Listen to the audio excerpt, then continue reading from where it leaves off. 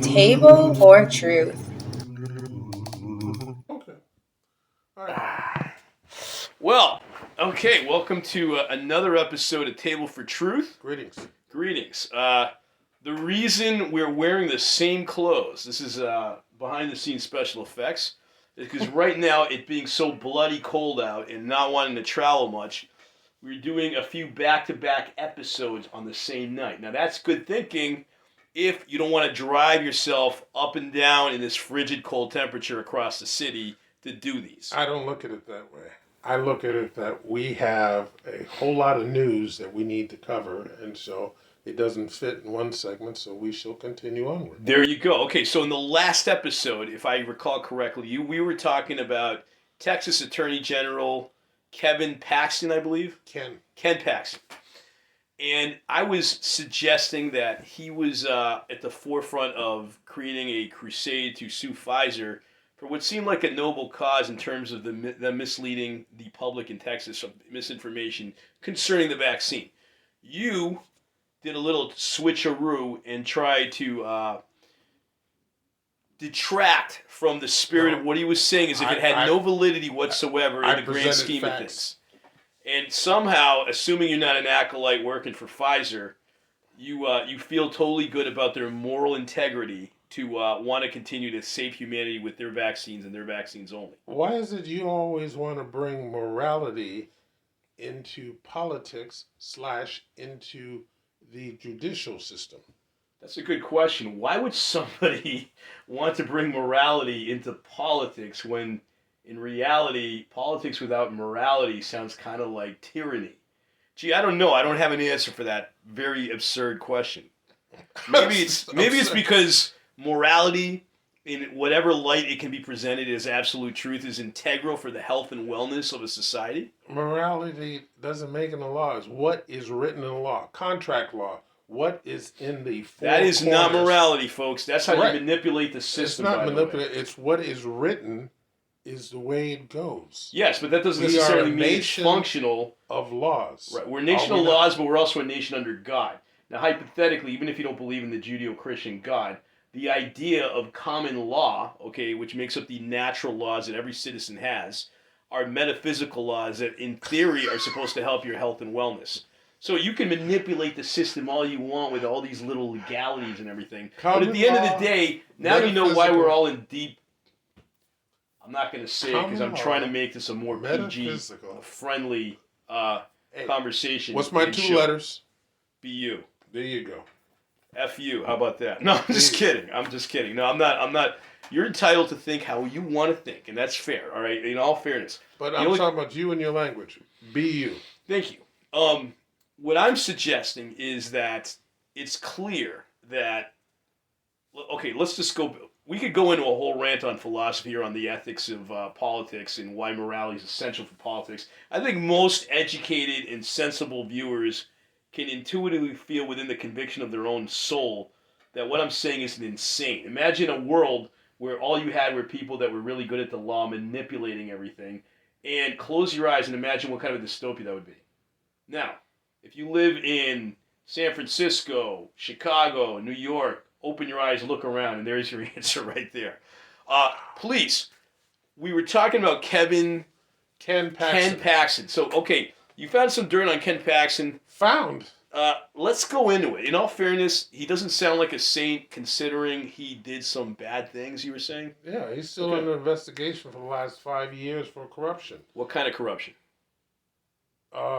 Influence peddling, strong-arm people. I don't know exactly. Well, come on. I mean, if he's racketeering, is he running a ring of some sort? Like, what is he fighting the injustices of the system? And they're trying to arrest him the way they tried to do the apostles in ancient Rome. I mean, what are we looking at for going against, investigation here? Well, dealing with the investigation, I just brought up a fact of what he just did recently to a woman whose life was threatened because she was pregnant and needed an abortion, went to court. Judge found that she met the criteria and allowed the abortion in Texas, And Ken Paxton immediately came after her doctor and the hospital and said, if you perform this abortion, I'm coming after you. And then took it to the Supreme Court, and the poor woman had to leave the state in order to have either a life-saving or at least to prevent her from not being able to have children in the future. This is a woman who, I believe she had to, wanted this pregnancy, wasn't viable, and so she needed abortion to save Right, her and then life. something that could have been just so simply handled.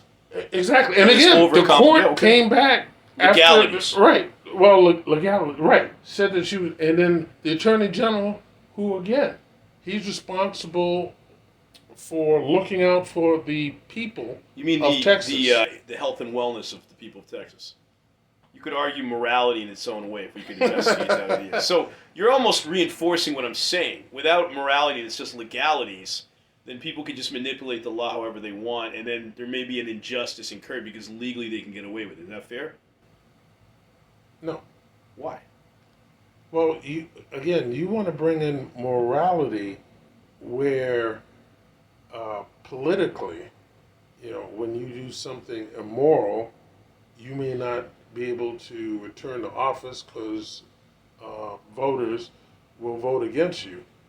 That's fine. But in the law, there is no morality law. Okay, so It's technically you're what- defending this guy Kevin Paxton in a way, indirectly, because if legally he could go through the loopholes of what was allowable by law, and unless I'm mistaken, this woman, regardless of how I may agree with you on this, okay, in terms of just like why you overcomplicate this, she was not given her due common sense comeuppance for just petitioning what she needed. Well, she did. She went to the court. The court accepted it, and he couldn't let it go. Yeah, Couldn't let it go. Yeah, The judge said okay. There was no reason for him to come after except his pettiness, use of legalistic ideas and clauses. his morality. Morality. Okay, so this is interesting. Actually, this is actually a great little segment here because on one hand, one would have to argue, and boy, this is a rabbit hole I don't know if I want to go into, but No, you shouldn't. I shouldn't. Because we got a lot of other stuff. Oh, that okay. you have, All right. We got to cover. All right. What else you got me? Oh, I thought you had a whole list of stuff, but yes. But we want to talk about current events. The Secretary of Defense, Lloyd Austin. Okay, please. Good old Lloyd Austin. All right, on January 1st, he went in the hospital. He had, the week before, had a procedure, Okay. and evidently it became painful, and so he was hospitalized on January 1st. He failed to let the White House know. Now, his powers, while he was hospitalized, he ended up actually in the care unit. Okay.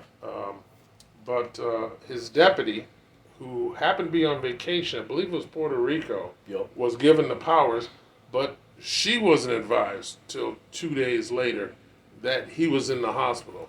And so she wanted to fly back to Washington, and they said, nah, don't worry about it. He'll be back in a couple of days. It's okay. But the other important thing is that the President of the United States for 2 to 3 days did not know his Secretary of Defense while we're engaged in 2 different wars. We got the Houthis throwing missiles at shipping in the Red Sea and all kinds of other stuff going on. And my Secretary of State, even though he's a private man, and he thinks about, what you tell the media is not my concern. What you tell the president, who's in your chain of command, is. And so for 2 to 3 days, the President of the United States did not know his Secretary of Defense Good grief. was out of action. Are you suggesting that Biden may not cognitively be competent enough to be aware of these things? Didn't you listen to what I said? Austin did not tell the President of the United States that he was in the hospital. Okay, let me rephrase it. How is Let's that, revisit. What's that got to do Wait, with let's take two. Good grief. Are you telling me that Biden's cabinet is not competent enough to recognize that this man is nowhere to be found in the premises that is much needed to get operations going? No, that's not what I'm saying. I gave you the facts. Okay, so he didn't say anything. He didn't report to work. Nobody in the office really, like, it being the top-ranking office in the country. There were no administrative secretaries. They were like, hey, his Austin's chief of staff was reported to be sick, but that's still, again, no reason not to tell the White House that the Secretary of Defense and the White House simply just didn't action. bother to investigate. Why do you say? Why do you saying the White House didn't fail to investigate? Well, did they succeed investigating during that time? No one knew in the White House. Well, then they failed to investigate. How if I don't show up to work, right? And my man up at work, you know who I'm talking about, goes, where the hell's Claude, right? It might take him a half hour for him to be like, wait a minute, where did he go? But sooner or later, operations need to be done. A text, an email, where have you been? Right? It's not that hard. And that's just like, mom and pop stuff. We're talking running the country. And they could not keep track of this guy for like nobody queried and when like, hey, listen, you have failed to report while you're in. We're concerned. Like you ever have a friend missing for a couple days and you're concerned, you call the police kind of stuff, right? I'm guessing there's kind of a vibe in the White House cabinet that would be like, hey, this major political figure in our cabinet is not. I mean, he's out. Where is he? I don't know. I thought he talked to you. Like, how does that work? Do you understand what January 1st was? You know what? To us, it's New Year's Day. To the cabinet, it's just another day of policy, regardless of what you like or not. You're there in the front lines trying to save the world. I'm not sure why you would get a holiday off without people querying at least a little bit more passionately. This guy's a major player here. Where the hell is he? Like I'm sorry. I'm not connecting here. How we can just let this go? Like it's not. It's not a hot dog stand they're running. This is the White House. It was not let go. Did he get fired? Is that a fireable offense? Do you think he deserves... You don't report to work for 2 days? When you say don't report to work, it's a holiday. Nobody is at work. Why would you not? Okay, maybe I'm crazy. I had to work New Year's Day. How does that work? I work New Year's Day. I didn't. Good for you. I did. Where does that make me somehow superhuman? No. Why the hell do I, let's just say peanuts compared to probably working at the White House, I got to work New Year's Day. Why can't the White House staff, or there be enough people there as backups? Okay, maybe not the head people, but they must have secretaries, a skeleton crew that is replacing every single individual there, right? A deadhead, if you will, that is working, okay, in case something happens. Then they page, do whatever you do, call the press, call whoever. You don't think that there was staff working in the White House? Competent staff that was actually reporting. Understanding what I'm telling you. I'm not. You're not getting it. I'm sorry. Tell me the story one more time. The White House was not advised. How are they going to do an investigation when you're not advised? White House or the feds survey everybody. Why wouldn't they survey themselves? It just seems a little odd. That's all I'm saying. Can you see the logic to what I'm saying? No, not at all. You don't see it at all? Not at all. All right, I'm gonna have to... Austin has apologized and will do better, but as far as being a fireable offense... I'm not even saying fireable, but just... Well, you brought it up, fire. You got me. I don't know. You know what? For those of you, in theory, if this is being published on WCCA TV, what do you all think? All right, leave a comment on our channel if you can. But I feel like I'm missing something. I just whatever. All right. You got give me some more mints here of entertainment, please, or just discussion. In all fairness, I mean, I welcome good current event discussions. I'm always open for philosophical debate. I personally find that very invigorating. I think there's Excellent. a lot of importance to that. Okay, on January 5th, Donald Trump complained to a crowd of supporters in Iowa about electric catapults and magnetic elevator systems for United States aircraft carriers. Okay. And so what he said was, quote, "All I know about magnets is this. Give me a glass of water, let me drop it on the magnets. That's the end of the magnets." So our former president believes that if you drop magnets in the water, that they won't work. Well, gee, he should never be president now because he doesn't understand basic electricity and magnetism principles of physics. You're right. Well, it's not that. You just talked about the competency of President Biden because he didn't know something that he was not told about, but yet Trump thinks that magnets don't work when you drop them in water. Not only should he not And so be president, that's you an don't impeachable talk about offense. his competency. I believe you swayed me. You should be impeached. Like, I mean, what kind of a sinner is this guy, you know? What else you got? On January 6th.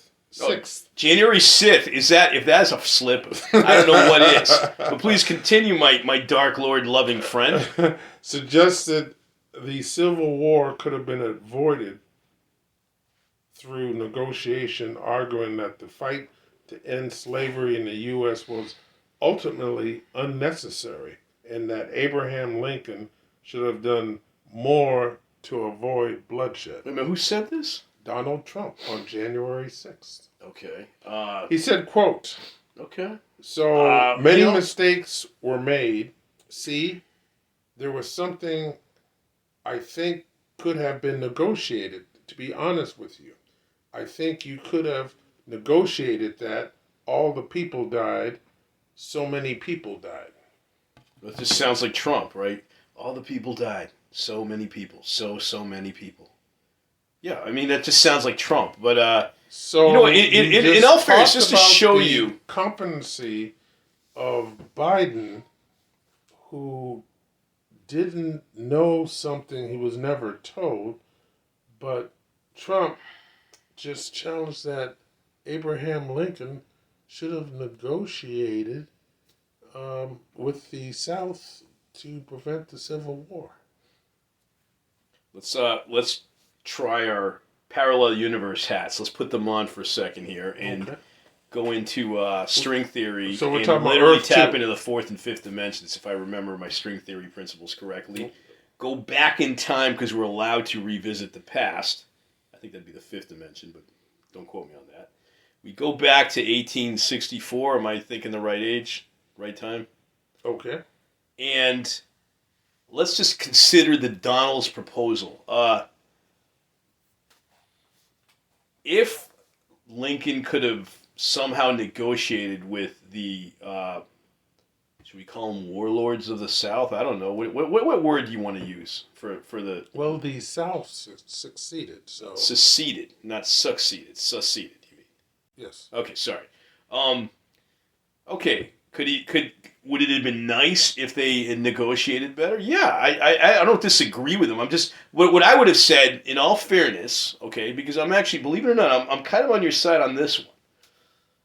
All right, and Donald does his speech, and I would have raised my hand brazenly and bold because I am a real reporter that's on my quest for truth. I'm not one of these shill acolytes for the establishment. I'm asking valid questions. So I would have been like, how?